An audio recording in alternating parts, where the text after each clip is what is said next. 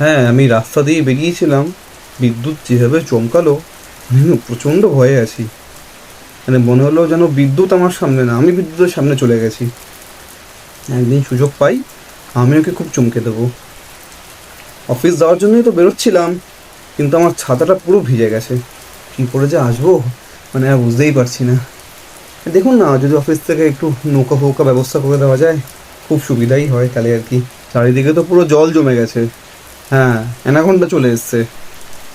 মানে এটা যদি পার্ক করে যায় তাহলে এরপর তো আমি ইংলিশ চ্যানেল ট্রাই করবো ভাবছি।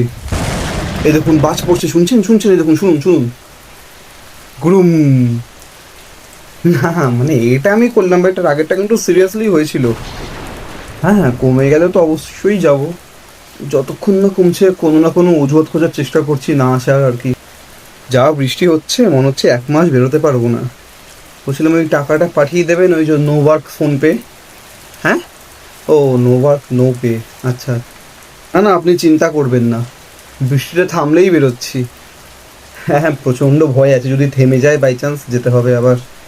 বলছিলাম আমার যদি এখন কিছু হয়ে যায় তাহলে তো কোম্পানির ক্ষতি হবে, তাই না? কোম্পানি একখানে এত ট্যালেন্টেড এমপ্লয়ি হারিয়ে ফেলবে।